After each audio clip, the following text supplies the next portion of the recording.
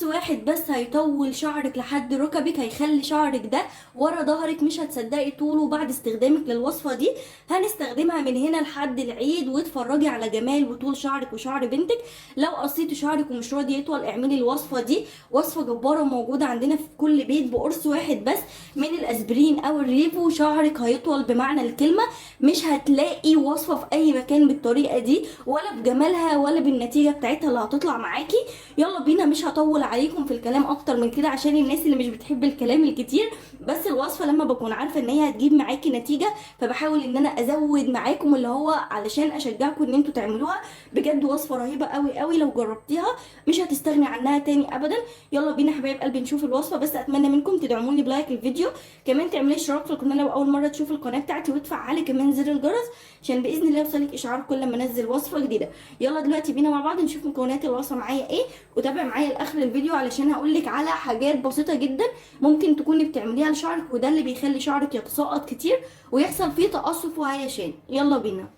اول حاجه بقى حبايب قلبي هجيب معايا طبق بالشكل ده، وهاخد معايا قرص او قرصين، يعني بصي يا قرص يا اتنين بالكتير من الريفو بالشكل ده اهو،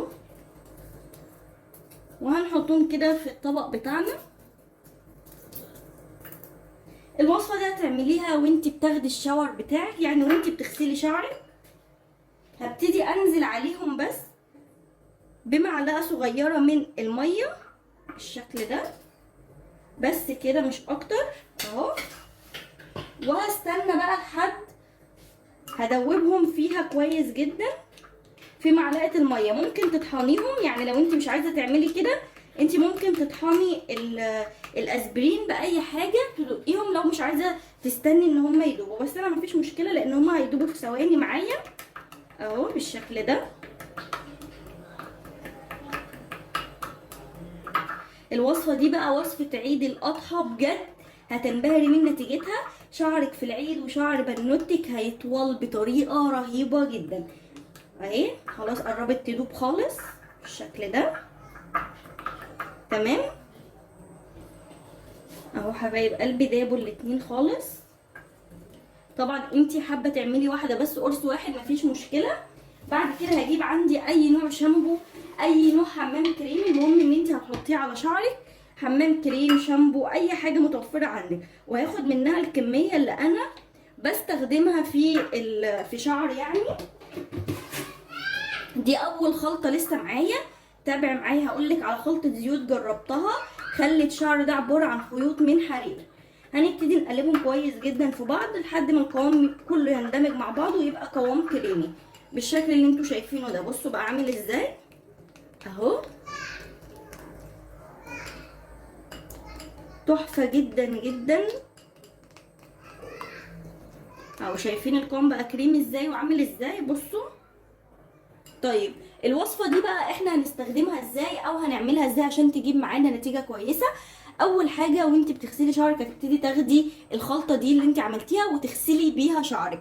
انت مش هتدهنيها مثلا على شعرك وتسيبيها، لا، هتغسلي بيها شعرك بدل ما بتغسلي بشامبو بس هتغسلي بالشامبو وانت حاطه فيه الاسبرين كده. هتدعكي بقى بالراحه جدا كده في فروه الراس عندك لحد ما الخلطه دي كلها تندمج في الشعر، فروه الراس والشعر بالكامل.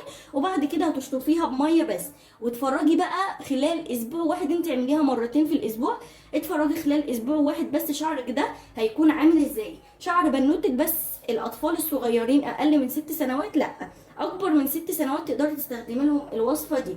عشان بس الناس بيكتبوا لي دايما في الكومنتات بنتي عندها 3 سنين، بنتي عندها 2 سنين. لا يا جماعه، في الفتره دي او في المده دي لحد 6 سنوات الشعر لسه هتلاقوه بيحصل فيه تطورات، الشعر بيختلف، بينمو، بيبقى فيه حاجات كتير جدا. وفي اطفال الشعر عندهم بيفضل فتره كده وبعد كده بيطول، فما تقلقوش من المشكله دي. بعد كده حبايب قلبي هنبتدي ان احنا نستخدمهم، مستخدميها بقى مرتين في الاسبوع من هنا لحد العيد وتفرجي على النتيجه. تعالوا دلوقتي نشوف بقى وصفة ازاي تخلي شعرك ناعم جدا. دي تطويل، تكثيف، منع التساقط من اول استخدام. هنشوف دلوقتي وصفة فرد وتنعيم الشعر برضو من اول استخدام. لو عملتيها تفضلي ماشية عليها طول العمر. يلا بينا نشوف ايه هي الوصفة. هجيب معايا طبق بالشكل ده.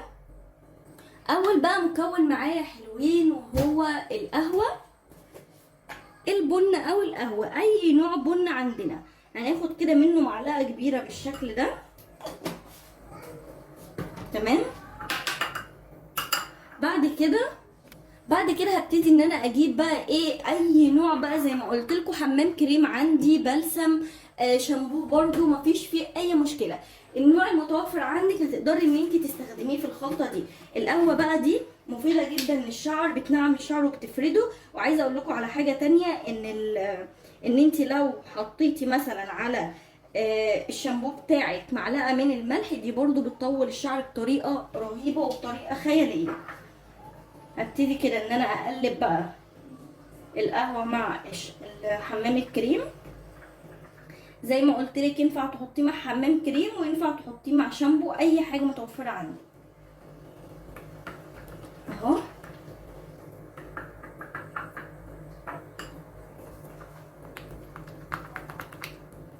اهم حاجه نقلبهم بس كويس.